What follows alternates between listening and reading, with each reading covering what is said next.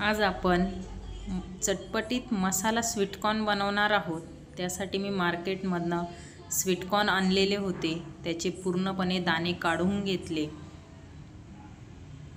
आता आपण ते भाजून घेऊ। त्यासाठी मी गॅसवर तवा ठेवलेला आहे। तवा चांगला कडकडीत तापवून घ्यायचा आणि त्यावर ते स्वीटकॉर्न टाकून घ्यायचे।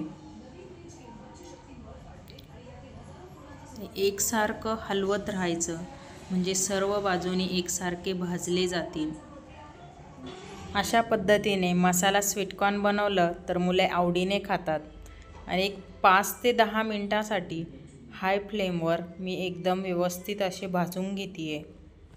एक 10 ते 15 मिनिटांमध्ये एकदम छान असे भाजून झालेले आहे आणि त्यांची साईज पण एकदम अशी टम्म फुगलेली आहे। एका ताटामध्ये काढून घ्यायचे। एकदम एकसारखे भाजलेले आहे। तुम्ही कढईमध्ये भाजले तरी चालतील। आता आपण चटपटीत बनवण्यासाठी मसाले टाकून घेऊ। त्यासाठी मी इथे सुरुवातीला त्यामध्ये चवीनुसार मीठ टाकून घेते। इथे मी सेंधा नमक वापरत आहे। त्यानंतर त्यावर लाल तिखट टाकून घ्यायचं। लाल तिखट तुम्ही तुमच्या आवडीनुसार कमी जास्त करू शकता। त्यानंतर थोडासा चाट मसाला टाकून घ्यायचा। त्यावर अर्धा लिंबू पिळून घ्यायचा। लिंबामुळे आपल्या स्वीटकॉर्नला एकदम छान अशी टेस्ट येते।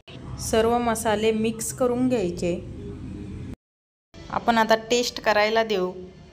कसं झालंय एकदा नक्की ट्राय करा आणि कसं झालं कमेंटमध्ये सांगा। रेसिपी आवडल्यास जास्तीत जास्त शेअर करा आणि चॅनलवर कोणी नवीन असाल तर चॅनलला लाईक अँड सबस्क्राईब नक्की करा।